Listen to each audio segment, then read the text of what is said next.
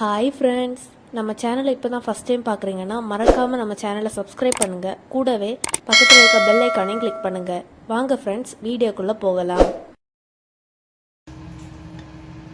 Hi friends, நம்ம இந்த வீடியோவில் பார்க்க போகிறது ஒரு எக் பிரியாணி. டக்குன்னு குக்கரில் ரெடி பண்ணிடலாம். பிகினர்ஸ் கூட ரொம்ப ஈஸியாக பண்ணிடலாம். இதை எப்படி பண்ணுறேன்னு பார்த்துடலாம். ஃபஸ்ட்டு நான் எக்கு வேக வச்சு எடுத்துருக்கிறேன். இப்போ அது மசாலா நம்ம ரோல் பண்ணி எடுத்துடலாம். அதுக்கு ஒரு அரை டீஸ்பூன்லேருந்து ஒரு டீஸ்பூன் வரைக்கும், கொஞ்சம் கம்மியாக போதும் எண்ணெய். எண்ணெய் ரொம்ப நல்லா புகை வர அளவுக்கு சூடாக வேண்டாம். லைட்டாக சூடான உடனே மசாலா நம்ம சேர்த்துடலாம்ல. ஒரு 1/4 டீஸ்பூன் மஞ்சள் பொடி, ஒரு அரை டீஸ்பூன் வத்தல் பொடி சேர்க்குறோம். கொஞ்சம் கம்மியாக போதும். அப்புறம் ஒரு 1/4 டீஸ்பூன் உப்பு.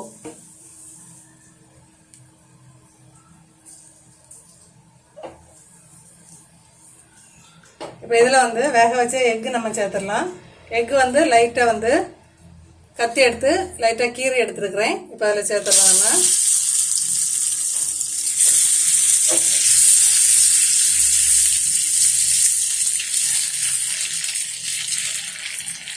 இது எல்லா சைடும் மசாலா பட்ட உடனே நம்ம எக்கை தனியாக எடுத்து வச்சிடலாம்.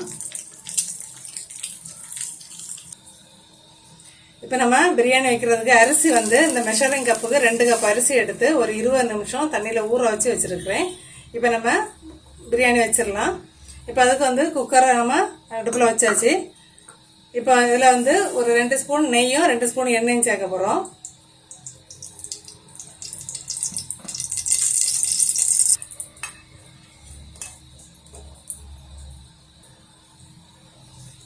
இப்போ எண்ணெய் ஊற்றிடலாம். அதில்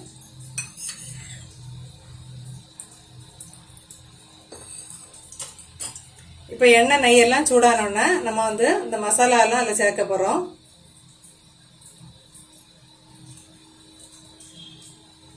முதல்ல 2 பீஸ் பட்டை, 4 கிராம்பு, ஒரு ஸ்டார் பூ, ஒரு 3 ஏலக்காய், ஒரு 1/4 டீஸ்பூன் பெருஞ்சீரகம், அப்புறம் பிரியாணி இலை போட்டுடலாம். இனி இப்போ நம்ம 2 முழு பல்லாரியை இதில் ஸ்லைஸ் பண்ணி வச்சுருக்கோம். இதில் சேர்க்க போகிறோம்.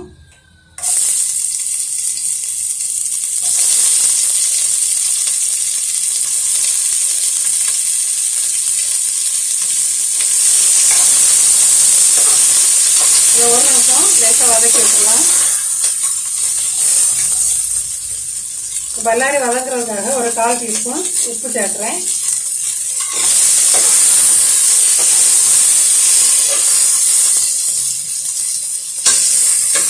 லைட்டாக ஒரு கலர் சேஞ்ச் ஆகிற வரையும் ஒரு நிமிஷம் வெயிட் பண்ணலாம்.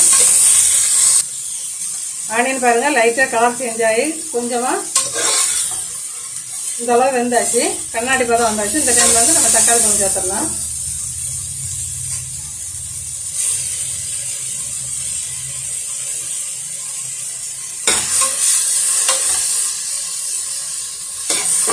தக்காளி பழம் ஒரு நிமிஷம் வதங்கிட்டு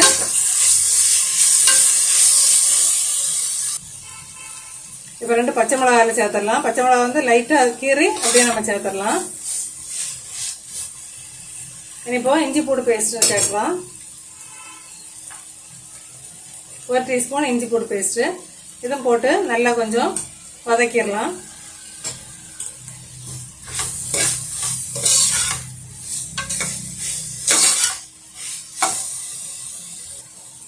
இப்போ இஞ்சி பூடு பேஸ்ட்டு நல்லா வதங்கிட்டு இந்த டைமில் நம்ம ஒரு கை மல்லி இலை சேர்த்துடலாம்.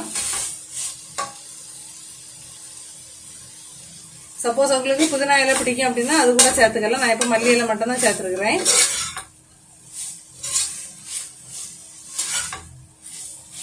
இப்போ இந்த டைமில் நம்ம ஒரு புளிப்பு இல்லாத தயிர் சேர்க்க போகிறோம்.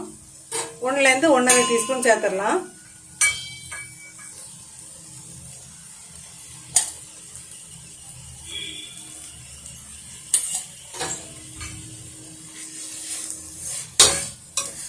இப்போ இதுவும் நல்லா மிக்ஸ் பண்ணிவிட்டு ஒரு நிமிஷம் வெயிட் பண்ணலாம்.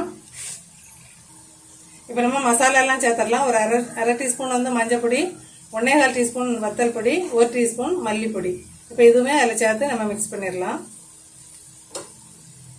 நீங்கள் வத்தல் பொடி அவங்கவுங்க தேவைக்கு எப்போ சேர்த்துக்கோங்க. கொஞ்சம் கூடுதலாக வேணால் கூடுதலாக சேர்த்துக்கலாம். இந்த மசாலாவோட பச்சை ஸ்மெல் போட்டு ஒரு நிமிஷம் கூட நம்ம மிக்ஸ் பண்ணி விட்டுட்டு அதுக்கப்புறம் தான் தண்ணி சேர்க்க போகிறோம். இப்போ அரிசி வந்து 20 நிமிஷம் நம்ம ஊற வச்சுருக்கோம். 1 கப் அரிசிக்கு 1,5 கப்பு தண்ணி சேர்த்துக்கலாம்.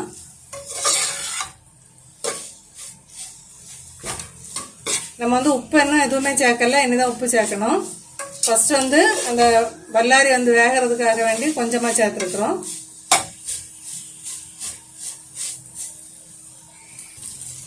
இப்போ நம்ம தண்ணி சேர்த்து கொடுத்துடலாம். 1 கப் அரிசிக்கு 1,5 கப்பு தண்ணி. இப்போ தண்ணி நல்லா கொதி வரட்டும். இப்போ தேவையான உப்பு சேர்த்துடலாம். இப்போ கல் உப்பு தான் சேர்த்துருக்கிறேன். இது கொதிக்கிற வரைக்கும் கொஞ்சம் வெயிட் பண்ணலாம்.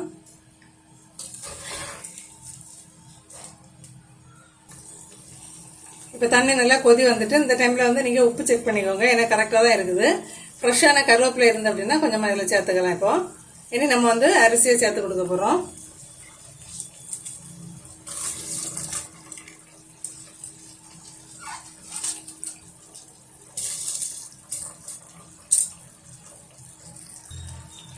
நம்ம இப்போ அரிசியெல்லாம் சேர்த்தாச்சு. சேர்த்துட்டு லைட்டாக ஒருக்கா மிக்ஸ் பண்ணிவிட்டு குக்கரை வந்து மூடி விசில் வைக்காமல் 1 நிமிஷம் வைக்க போகிறோம்.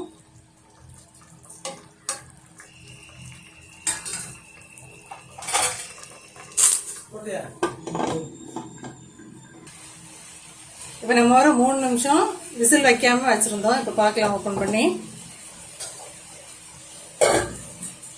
பாருங்க, ஒரு 3/4 வாசி இப்போவே சாதம் வெந்தாச்சு. இந்த டைமில் வந்து நம்ம எக்கு அதில் சேர்த்து கொடுத்துடலாம். நம்ம மசாலா போட்டு மிக்ஸ் பண்ணி வச்சிருந்த எக்கு இப்போ அதில் மேலே சும்மா வச்சா போதும்.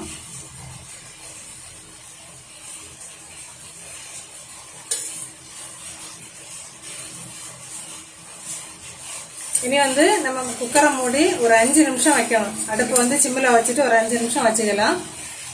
வச்சுட்டு நம்ம விசில் வரணும், இல்லை விசில் போட்டு தான் வைக்கணும். ஒரு 5 நிமிஷம் சிம்மில் வைக்கணும். விசில் வராட்டியும் பரவாயில்ல, ஆஃப் பண்ணிடலாம். இப்போ நம்ம குக்கரை மூடி விசில் வச்சு வைக்க போகிறோம். ஒரு 5 நிமிஷம் கழித்து பார்க்கலாம்.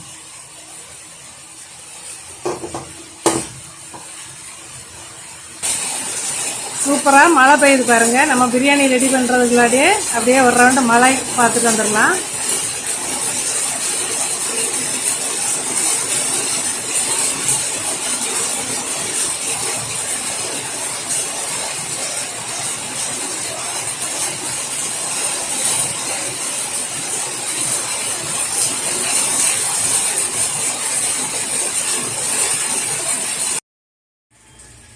இப்போ கேஸ் எல்லாம் நல்லா ரிலீஸ் ஆகிட்டு இந்த டைமில் வந்து நம்ம குக்கரை ஓப்பன் பண்ணிடலாம்.